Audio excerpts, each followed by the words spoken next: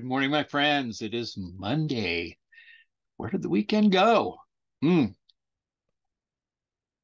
Sorry, I just had to take a quick sip of my cup of Joe, and I hope you're having a good start to your week. Perfect way to do it. Get that cup of Joe, sit down, and enjoy it. I always get my cup of Joe and I sit down and I kind of plan out my week. That's being proactive. But today, I want to share with you that I was on the Insights podcast interviewing Dr. Peter Elson, and a quote came up from Anias Nin, and she said, "We don't see things as they are, we see things as we are."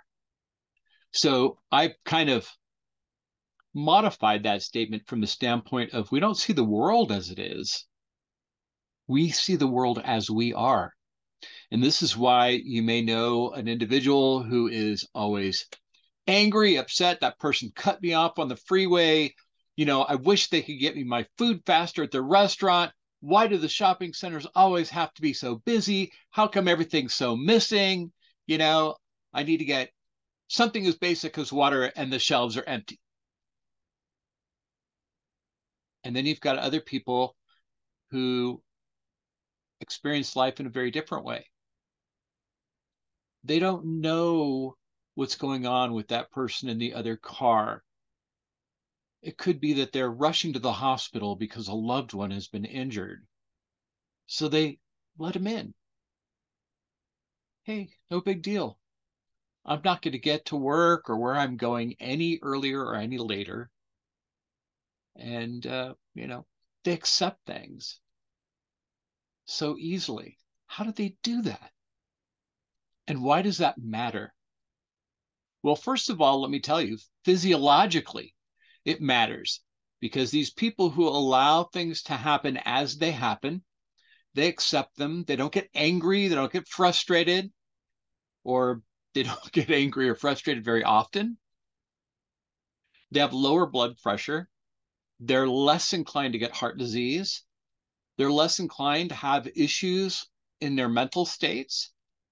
They're less inclined to get into accidents. They're less inclined to get into road rage. There are all kinds of things that stem from our behavior, whether we're aware of it or not.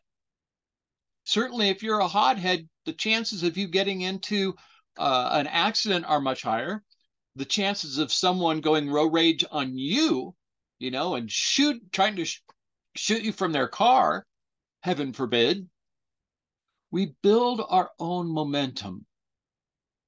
We do. And I'm not going woo woo, universal energy, although that's probably a factor. I'm saying that the way we behave gives us the life we get. And so if we don't like the life that we're getting, then maybe we need to shift. Maybe we need to take on a paradigm shift and say, you know what? It's such a beautiful day. I'm going to enjoy my drive. Right? I'm going to keep my eyes on the road, but I think I'm at the same time going to appreciate the things around me. We're all in this together as human beings. So we get stuck in a traffic jam on the freeway. Look at all the people you're with. They're experiencing it too. You know, I want you to think about that because I don't want you to be stressed out because of the potential health problems that brings on. I want you to also see life as a blessing that you get to have, right? Now, a couple of my students asked me, what does this have to do about leadership? I would argue that it has everything to do about leadership. When we take on this perspective, how will we treat our people? With more patience, more understanding. We'll take time to listen to what they have to say. So ask yourself, do we see the world as it is? Or are we seeing the world as we are? And if we don't like that image, We have total power and control to change that perspective. Now, I'm going to be going on a huge drill down on this on Wednesday, and I hope that it offers you some valuable insights. In the meantime, grab your cup of joe, enjoy your week, plan it out, execute, and lead well, my friend. I will see you on Wednesday.